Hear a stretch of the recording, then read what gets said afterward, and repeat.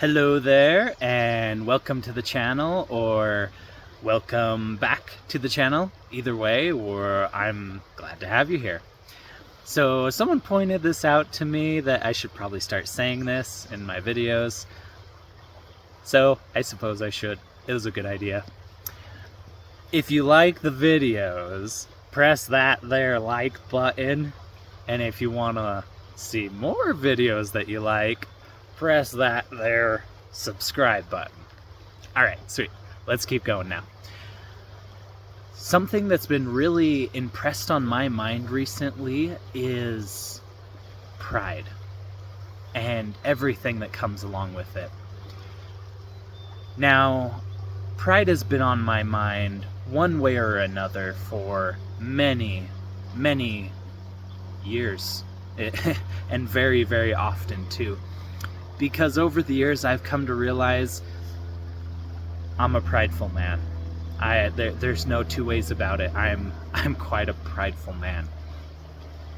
As I've been thinking about these things, as I've been more recently pondering deeper on pride, I recognized a lot of different ways I've been prideful throughout my life.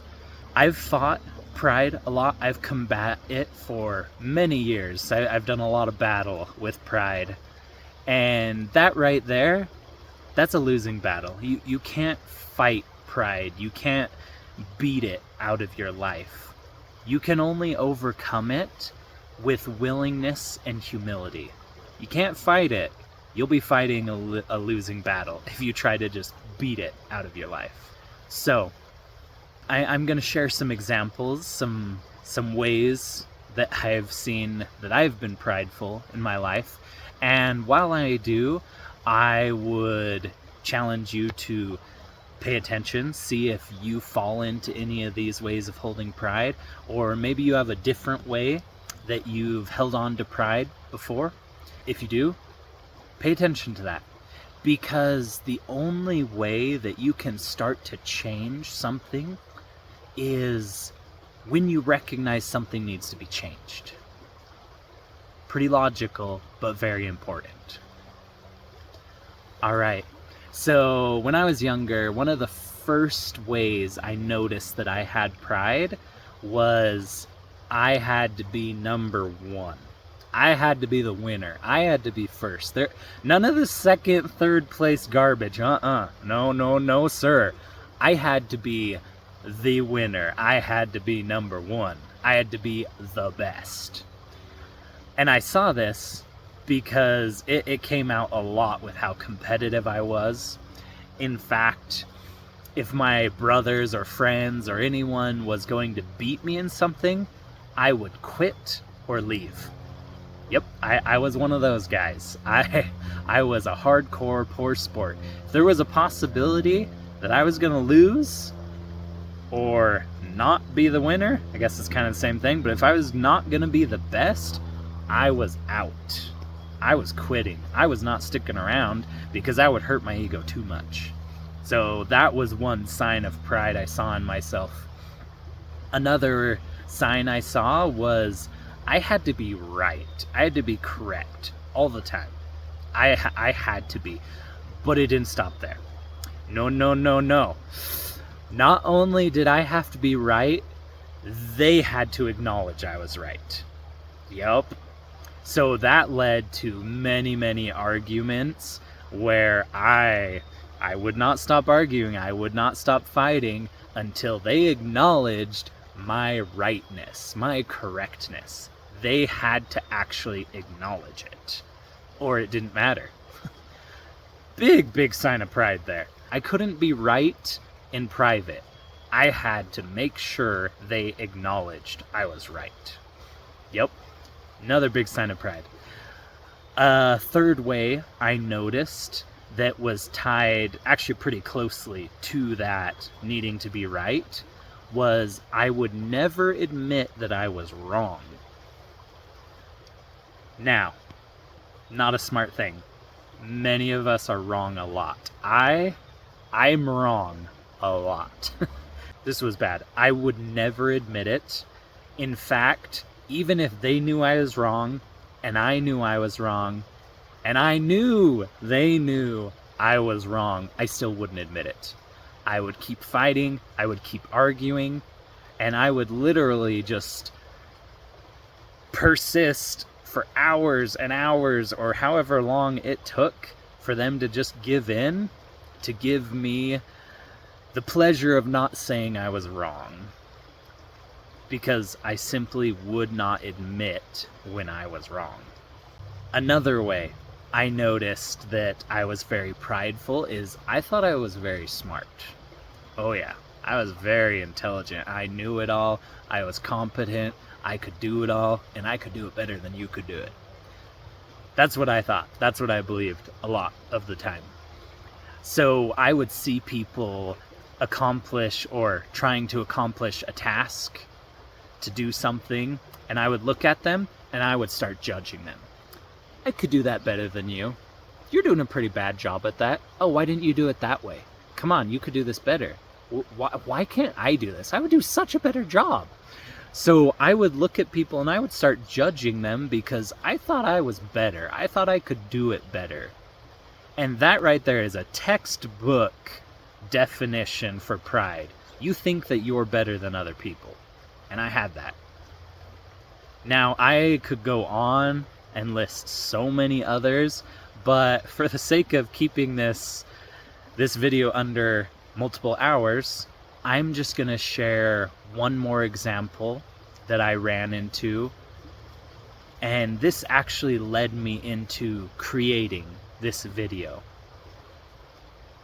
So, I had struggled with a sin for a long, long time. Many, many years. Most of my life, in fact. I had been fighting this sin, battling it, resisting it. And there were times I did pretty good. I was able to fight it off for a while. I was able to resist for a time. But the problem was that eventually I would always come back. I would always give in eventually. I would lose. I would fall. And inevitably, when I fell, when I came back to the sin, afterward I would go to the Lord and I would ask for forgiveness that I did not believe I deserved. Because even though I was asking for that forgiveness, in the back of my head, I was thinking, well, you're probably just gonna fall again. You're probably just gonna come back to this same sin again. So why are you even asking for forgiveness? Huh? But I did. Every single time I would fail, I would sin, and then I would come crawling back to the Lord asking for forgiveness I did not think I deserved. And I thought I was being humble. I thought I was being pretty humble, especially when I would ask the Lord for help and guidance in getting over this sin, in getting rid of it, letting it go. I thought I was being pretty humble. But as I thought on this deeply, more recently, I realized some things. I realized I was not being humble because there was something there. I was not willing to do some things. I would only accept the Lord's help and guidance if it came on my terms. I'd only accept it if it came on my terms. Because there were some things I was not willing to do. For example, with this secret sin, and I call it that because I'm pretty sure that only myself and God knew about this sin, or even still knows about it, other than a select few now, which leads me to that thing that I wouldn't do. I would not bring it to light. I would not involve my fellow mortals, the people around me. I wouldn't, because this was a shameful sin. It was shameful, and I was too prideful to reveal that shame. I did not want anyone else to know that I was a sinner, at least not in this way. I didn't want anyone to know, so I was not willing to involve other people. And that was only one of the things I was not willing to do. So I realized I was not humble. I was still very, very prideful. Even though I was going to the Lord, asking for help, asking for guidance, there was things He may have asked me to do that I was not willing to do. I was still a very prideful man. And as I realized this, I pondered more. I thought more deeply on my pride and on this sin. And the story of Abraham and Isaac came into my mind.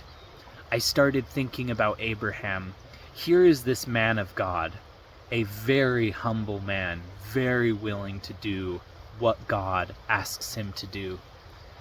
One thing that Abraham wanted more than anything in this great wide world was a child.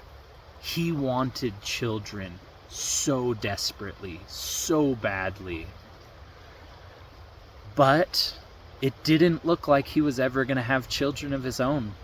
That didn't seem like it was in the cards for Abraham. In fact, his wife got beyond childbearing years. Everything in the world today, science would tell you, this woman is too old to have a child. She is beyond the years when she can get pregnant. So it did not look like Abraham was going to have this deepest, greatest desire of his ever fulfilled. But something happened. The Lord told him he would have a child. He told him that this woman who was beyond childbearing years would have a child. And she did. And Abraham loved that little boy Isaac so much. He loved that child more than anything in this world. And any of you that are parents, you probably know your children, you would do anything for them because you love them so much. And if I had to venture a guess, I mean, I could be wrong. Maybe you love your child a whole lot if you have children. But I'm guessing Abraham, because of what he went through, he probably loved his child more than almost anyone else ever has. Now, as I said, Abraham was a man of God. He was very humble. He was willing to do anything the Lord asked. And that leads us to what the Lord asked him to do that was probably one of the hardest things Abraham was ever asked to do. The Lord asked Abraham to sacrifice his son Isaac. Now, this probably broke Abraham's heart, tore him apart inside. But he was a man stripped of pride. He was willing to do whatever the Lord asked him to do. So he obeyed. Now, you probably know the rest of this story. Abraham didn't have to sacrifice his son Isaac. The Lord stopped him. Because this was not a story about sacrificing Isaac. This was a story about the Lord testing Abraham and testing Abraham's willingness to obey. Testing if Abraham truly was stripped of pride. And he was. Now, as I was pondering on this story, as I was thinking deeply about this story and the realizations I had already had about my own pride, my own sin, I was not a man stripped of pride. I was very, very prideful. I was not humble. And I had a realization then, an epiphany you could say, that I think was straight from God, because I would not have thought of this on my own. My pride was the ultimate, the main was the very reason that I had not overcome that sin. Period. My pride was literally, in all senses of the word, damning me.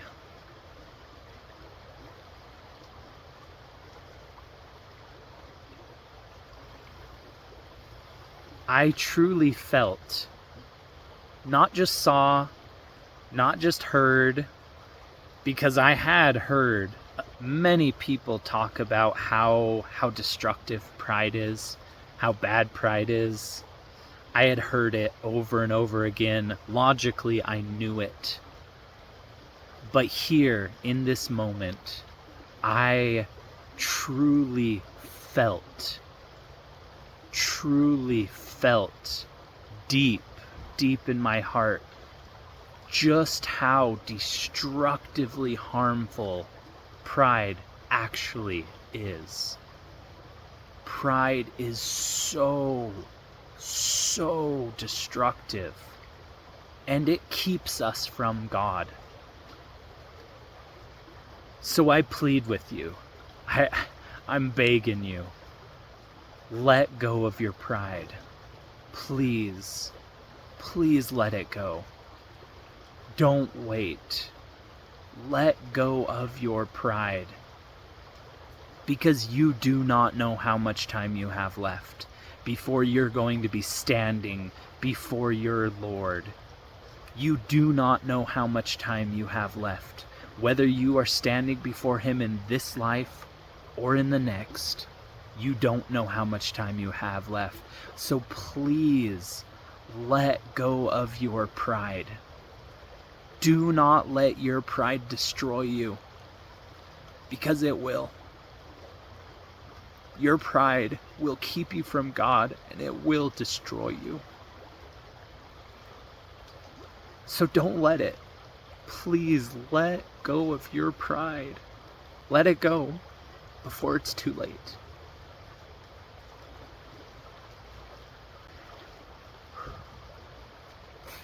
Thank you for being here on this video here. Thank you for being here, and until the next one, go out there and do some good.